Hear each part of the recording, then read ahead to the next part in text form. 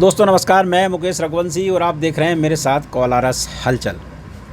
क्योंकि हमने आपसे वादा किया था कि कोलारस विधानसभा क्षेत्र में जो लगातार हम गतिविधियां आपको दिखा रहे थे, उसके बाद अब हमारा अगला लक्ष्य है पूरी गुना लोकसभा सीट पर ध्यान केंद्रित करने का।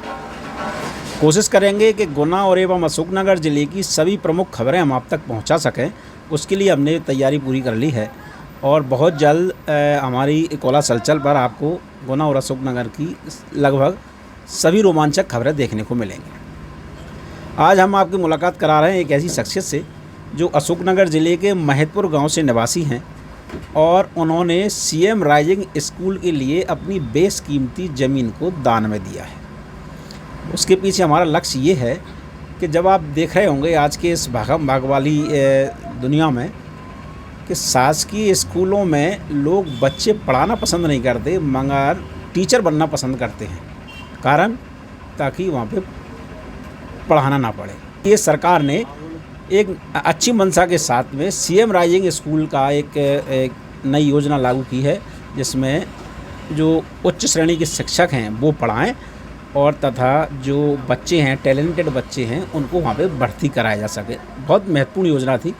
उसको लेकर के इनके गांव में गांव का चयन हुआ मगर ज़मीन कम होने की वजह से वहाँ पर वो स्थापित नहीं हो पा रहा था।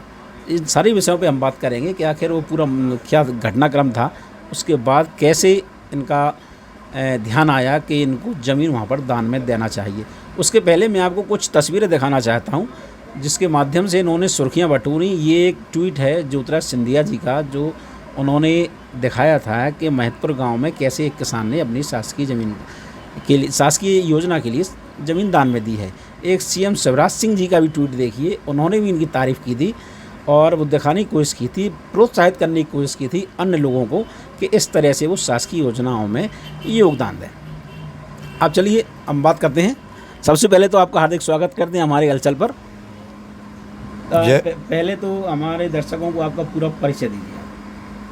सभी भाइयों को मेरा जय बाबा भोलेनाथ। मैं ब्रजेंद्र रघुवंशी महतपुर गांव में रहता हूं, अशोकनगर ज़िले में आता है ये। अशोकनगर ज़िले में जी। अच्छा, वैसे मूल रूप से क्या खेती करते हैं आप? खेती करता हूं। अच्छा, परिवार में कितने सदस्य हैं आपके? मेरे परिवार में मेरा एक बेटा है बस। अच्छा। और कितनी ज़मीन के मालिक हैं आप? 70-75 बीघा ज़मीन होगी। ज़मीन है आपकी? जी। तो आपके मन में ये ख्याल कैसे आया कि आपको सीएम राइजिंग स्कूल वहाँ पे महतपुर में स्थापित होना है, ज़मीन कम पड़ रही है, तो उस समय क्या था आपके दिमाग में, क्या योजना थी आप? मेरे दिमाग में ये योजना थी कि अपने गांव में स्कूल आया है और इसमें करीब 15, 20, 25 गांव जो आसपास के हैं उन पे इसका फोकस है। तो यही मन में आया कि अपने यहाँ से जो स्कूल जा रहा है तो ये अच्छी बात नहीं है, क्योंकि बच्चों का भविष्य बनता है, इसमें जो शिक्षा मंदिर है। तो बस मेरे मन ने बोला कि अपने यहाँ से जो स्कूल नहीं जाना चाहिए और मैंने जो आने वाली पीढ़ी है उसका ध्यान रखते हुए, और शिक्षा का मंदिर है, सब मंदिर बनवाते हैं, तो मुझे तो अवसर दिया है भगवान ने कि जो मतलब आज जो मैं स्कूल शिक्षा मंदिर मतलब जो मेरी ज़मीन में बनने जा रहा है, मुझे तो बहुत बड़ा वो लगता है एक कि मुझे भगवान भोलेनाथ ने ही आशीर्वाद दिया है, जो प्रेरणा दी है मुझे उन्होंने ही दी है। और मेरे परिवार में मेरे दादाजी थे स्वर्गीय नथन सिंह जी, तो आज भी मेरे मतलब जो निजी भूमि है उसमें प्राथमिक कन्याशाला है, पंचायत भवन है और सेवा सहकारी संस्था की दुकान है, और भी जो गाँव में वो हैं, मतलब ज़्यादातर मेरी ही निजी ज़मीन में है। अच्छा, मतलब जितने भी शासकीय भवन हैं वो आपकी ज़मीन में? ज़्यादातर मेरी निजी ज़मीन में है, दादाजी के टाइम के। अच्छा, तो मतलब उस आपके परिवार की आप विरासत को आगे बढ़ाते चले जा रहे हैं? जी जी, है ना। और विरासत में तो वैसे ही हम ऐसे कुल में जन्म लिया है हमने, जहाँ भगवान श्री राम, हरिश्चंद्र और भी राजा रघु, बहुत सी हस्तियाँ पैदा हुई हैं।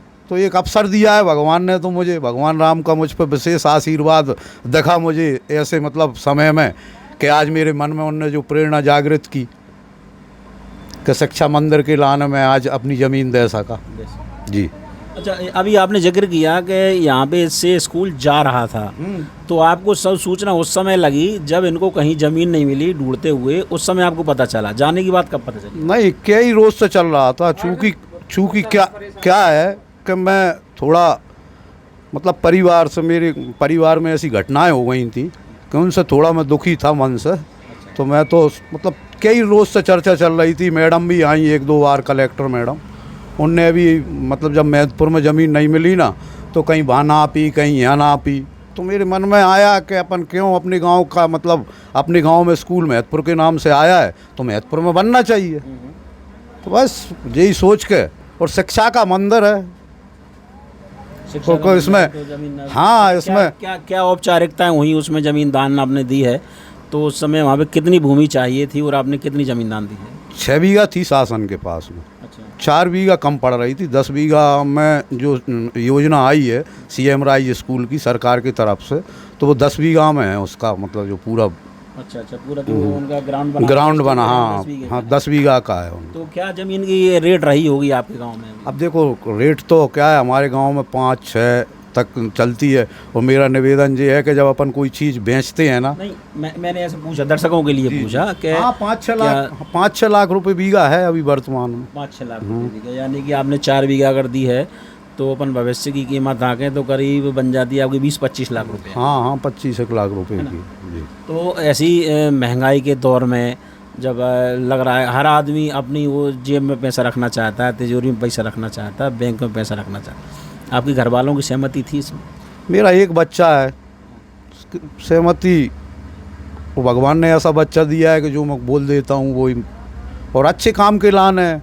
क्योंकि हम तो पढ़ नहीं पाए साहब, अच्छे घर में जन्म लिया था, सुविधाएं भी सब मिली, लेकिन अब आप देखते हैं कि थोड़े मतलब सुविधाएं मिलती हैं, वो व्यक्ति कम पढ़ पाते हैं, और जिनको सुविधाएं नहीं मिलती वो ऐसी मतलब उससे वंचित रह जाते हैं। इसलिए मेरे मन में आया कि मेरे क्षेत्र के बच्चे जो गरीब लोग हैं, जो अपने मतलब खर्च करके बाहर नहीं पढ़ा सकते, तो मेरा मतलब आपके दिमाग में महंगाई एक मुख्य विषय था कि गरीब बच्चे बाहर महंगाई की वजह से नहीं पढ़ पा रहे हैं, इसलिए आप वहाँ सुविधा देना चाहते थे। जी, अब अपन कहीं भी अशोकनगर या गुना या सीपरी कहीं भी जाएंगे तो कम से कम 1,50,000 तो बच्चे की फीस रहती है, और 1-1.5 लाख रुपये अपन किराया और भी जो भी समस्याएं हैं। अब 2 लाख में कहाँ कौन बच्चा मतलब कौन गरीब आदमी पढ़ा पाएगा?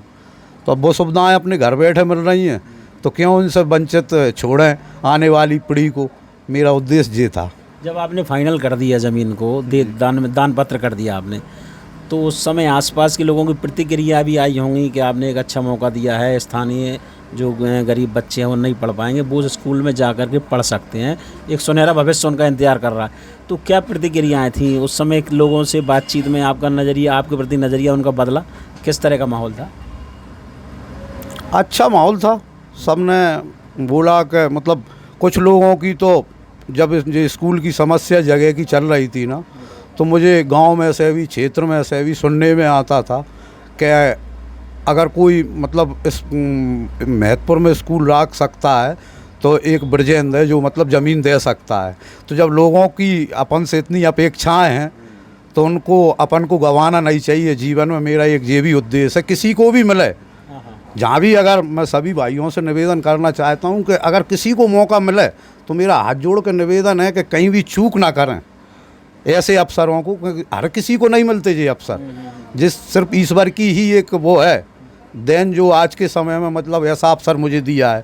और जहाँ भाई भाई लड़ रहे हैं, मेड़ फैसे गोलियां चल रही हैं, आप देख रहे हैं पूरे प्रदेश में, देश में भयानक स्थिति है। एक इंच पे लड़ाइयाँ हो रही हैं। हाँ, भयानक स्थिति है, भाइयों में भयानक स्थिति है, तो फिर अन्य लोगों की तो क्या स्थिति होगी। बिल्कुल बिल्कुल। अच्छा, अब एक बात बताइए कि जब आपने मन बना लिया था कि आपको ज़मीन दान में देना है, तो प्रशासन की ओर से क्या मदद मिली? कुछ आपको प्रशासन की ओर से प्रशस्ति पत्र मिला, या दान देते समय या जब आपने दान दी तो उस समय क्या औपचारिकताएं पूरी करनी पड़ी आपको? मुझे 3 दिन का समय दिया कलेक्टर मैडम ने। पहले जब मैं मिलने गया ना तो मुझे बहुत सम्मान दिया, इसके बाद में मतलब तहसीलदार साहब का फ़ोन आया मेरे पास कि आपको 3 दिन में रजिस्ट्री क्लियर करके देना है। तो फिर उनने बोला कि आप मैडम से मिलिए। तो मैं मैडम के पास पहुंचा तो मैडम भी यही बोलने लगी कि आप हमको 3 दिन में रजिस्ट्री क्लियर करके दीजिए। तो मैंने उनसे पूछा कि मैडम जी 3 दिन का क्या मतलब प्रोसीजर है? तो बोले आप 3 दिन में क्लियर करके दीजिए और निर्विवाद दीजिए और हम आपकी कोई मदद नहीं कर सकते। नहीं तो आप तो ज़मीन दान में दे रहे थे ना, तो रजिस्ट्री क्या करना, दान पत्र लिखवाना था या रजिस्ट्री करवानी थी? रजिस्ट्री क्या था कि जो स्कूल से लगी हुई ज़मीन है ना वो एक पंडित जी की है, और इसके बाद में मेरे छोटे भाई की है और फिर मेरी है। तो वो जगह स्कूल को ज़रूरत थी पंडित जी की, तो पंडित जी की जगह अब फिर वो रजिस्ट्री करवाना पड़ी। 4 रजिस्ट्री हुई उसमें, तो करीब 1,70,000 रुपये मैंने रजिस्ट्री खर्च किया। लेकिन मैं मतलब एक निवेदन करना चाहता हूँ कि मैं दान दे रहा हूँ तो ऐसा क्या मैटर हुआ कि 3 दिन का मुझे समय दिया गया? नहीं तो जब आपने दान दिया है तो फिर 1,70,000 रुपये खर्च का क्या मतलब है? क्या किसके नाम पर रजिस्ट्री कराई आपने? अब वो उसमें ये हुआ कि पंडित जी की जो ज़मीन थी वो मैंने मेरे नाम कराई, मेरे भाई की ज़मीन थी वो पंडित जी के नाम कराई, और भाई को मैंने करवाई। तो उसमें 4 रजिस्ट्रियाँ हुई। मतलब ये है कि बीच में जो टुकड़ा थे वो आपने स्वयं खरीदे जी, और खरीदने के बाद फिर दान में दिए, दान में दिए। तो उसके बदले में आपने उनको ज़मीन कहीं और दी होगी? हाँ, मैंने उनको निजी मेरी ज़मीन दी, मेरे छोटे भाई की दी और छोटे भाई को मैंने दी। अच्छा अच्छा जी, इस तरह से आपने मतलब पहले ज़मीन अपने नाम करवाई और फिर उसके बाद दान पत्र लिखा है। जी, ये है बोलो। जी। अगर शासन चाहता तो जो मेरे जो 1,70,000 रुपये लगे हैं तो इनमें कुछ बचत हो जाती, लेकिन प्रशासन की तरफ तो से जब आपको 3 दिन का अल्टीमेटम दिया गया जी। तो फिर एकाएक आपने पैसों का इंतजाम, आप किसान हैं बताया आपने, तो फिर कैसे किया?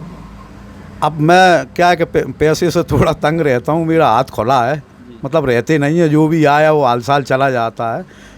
तो सरसों रखी थी मेरे पास, तो अभी फसल आई हुई है, तो मैंने आनन फानन में जल्दी सरसों, भीड़ चल रही है तो बिना मंडी के ही मतलब 5800 में सरसों की ट्रॉली तुलवा के और हाल साल रजिस्ट्री करवाई 2 दिन के भीतर। नहीं तो सरसों का भाव तो 6-7 हज़ार के ऊपर जा रहा था, फिर नहीं तो अब वो जल्दी करवाना थी ना, मंडियों में तो 2 दिन भी लग जाए, 3 दिन भी लग जाए, और मुझे टाइम दिया गया था 3 दिन का। 3 दिनों का जी। तो अच्छा, ये 3 दिनों का टाइम दिया गया, तो क्या ये जो बड़े बड़े राजनेता हैं या सिंधिया जी हैं या शिवराज जी, उनके ट्वीट के बाद प्रशासन पे दबाव आया, या फिर आपको विशेष तौर से 3 दिन का अल्टीमेटम का कुछ क्या समझ में आया आपको? मुझे तो ये समझ में आया कि जब इतने बड़े बड़े लोगों के ट्वीट आए, सिंधिया जी का आया, सीएम साहब का आया, इसके बाद में भी ऐसी कौन सी राजनीति है जिस पे मतलब कलेक्टर मैडम को मुझे 3 दिन का समय देना पड़ा? ऐसा कौन मतलब नेता है जिसके दबाव में आके मुझे 3 दिन का समय दिया गया? तो दोस्तों देखा आपने, ये बृजेंद्र सिंह रघुवंशी थे, महेंद्रपुर के निवासी जिला सुखनगर से। इन्होंने एक बहुत बड़ी सोच दिखाते हुए अपने गांव में सीएम राइजिंग स्कूल के लिए एक बेशकीमती ज़मीन को दान में दे दिया। एक कहावत है कि जो 1 साल का सोचते हैं वो अपने खेतों में अनाज उत्पादन करते हैं, और जो 5 साल का सोचते हैं वो सब्जियां लगाते हैं, और जो वर्षों का सोचते हैं वो फलदार वृक्षों को लगाते हैं जो लगातार उनको फल देते रहें।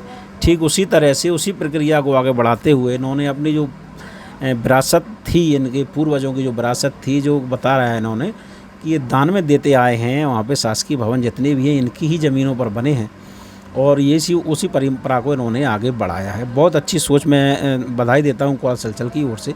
अब अंत में मेरा सवाल ये है कि जब इतने बड़े राजनेताओं ने, जो समाज का एक तरह से आइकॉन हैं, ज्योतिराज सिंधिया जी हैं, सीएम शिवराज सिंह जी हैं, उन्होंने आपको ट्वीट के माध्यम से सबको बताया कि आपने इस तरह से एक महान काम किया है, उसके बाद आपको क्या महसूस हुआ? कोई बात हो पाई है किसी? नहीं, बात तो नहीं हुई मेरी किसी से, क्योंकि मैं राजनीति से थोड़ा दूर हूँ 15-1 साल से। बाकी मैं सिंधिया जी को, माननीय मुख्यमंत्री जी को, बीडी शर्मा जी को, और भी जिन लोगों ने मुझे मतलब धन्यवाद ट्वीट करके या मतलब सामने आके जिनने मेरा सम्मान किया, मैं उन सब लोगों का बहुत बहुत आभारी हूँ और आभार व्यक्त करता हूँ।